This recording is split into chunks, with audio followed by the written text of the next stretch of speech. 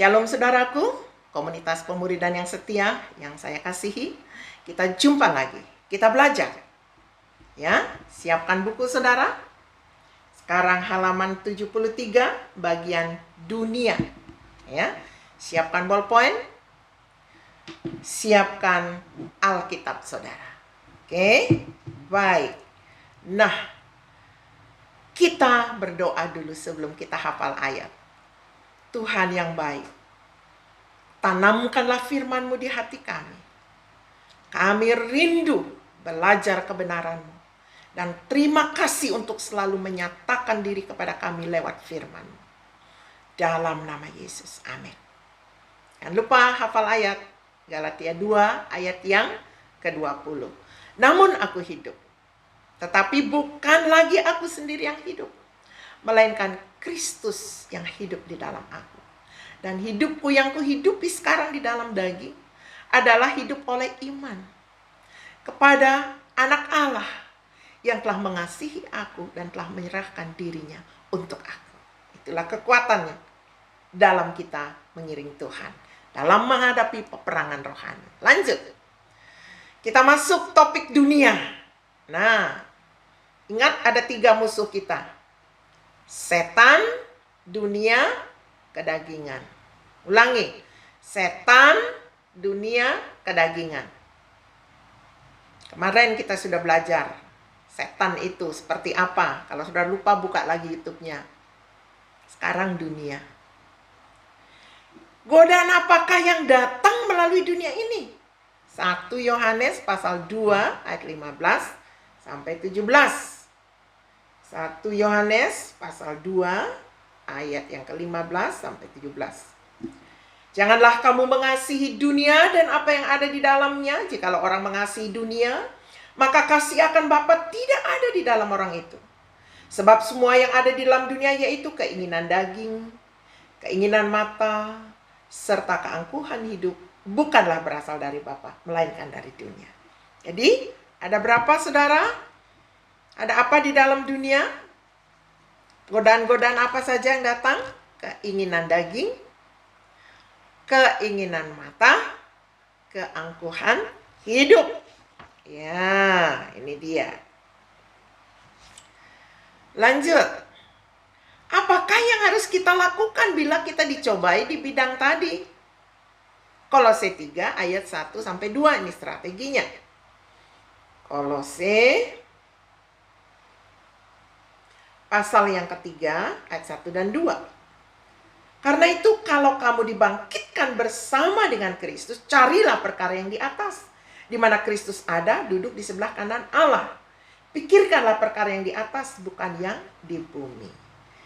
Jadi, kita harus mencari perkara-perkara yang di atas, bukan yang di dunia. Itu strateginya mengalahkan pencobaan dari dunia ini. Lanjut. Yesus berkata, kita harus siap menghadapi pencobaan-pencobaan ini dan kita harus berani. Mengapa? Yohanes 16 ayat 33. Yohanes 16 ayat 33 bunyinya begini. Semuanya itu kukatakan kepadamu supaya kamu beroleh damai sejahtera dalam aku. Dalam dunia kamu menderita penganiayaan, tetapi kuatkanlah hatimu. Aku telah mengalahkan dunia. Yesus sudah katakan bahwa kita akan mengalami pencobaan. Kita akan mengalami aniaya dari dunia ini. Tapi jangan takut. Yesus telah mengalahkan dunia ini. Karena Yesus hidup di dalam kita, maka kita juga bisa mengalahkan dunia ini. Ayat hafalan Galatia 2 ayat 20. Oke. Galatia 5 ayat 16-17. Mengapa? Atau apa strategi kita? Dan mengapa kita harus berani? Ya. Lihat Galatia pasal yang ke-5 ayat yang ke-16 dan 17. Demikian firman Tuhan. Maksudku ialah hiduplah oleh roh, maka kamu tidak akan menuruti keinginan daging. Sebab keinginan daging berlawanan dengan keinginan roh, dan keinginan roh berlawanan dengan keinginan daging. Karena keduanya bertentangan, sehingga kamu setiap kali tidak melakukan apa yang kamu kehendaki. Jadi, di sini ditanyakan, Yesus berkata kita harus siap menghadapi pencobaan-pencobaan ini dan kita harus berani. Mengapa? Ya, karena kita harus memakai strategi memenangkan peperangan ini, berjalan di dalam roh. Kita harus berjalan di dalam roh dan menuruti kehendak roh, baru kita menang melawan apa yang datang dari dunia ini.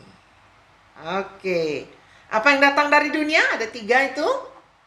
Pintu masuknya keinginan daging, termasuk di dalamnya kehidupan seksual ya. Keinginan mata, ini lapar mata, apa yang dilihat orang, yang dipunya orang kita mau punya.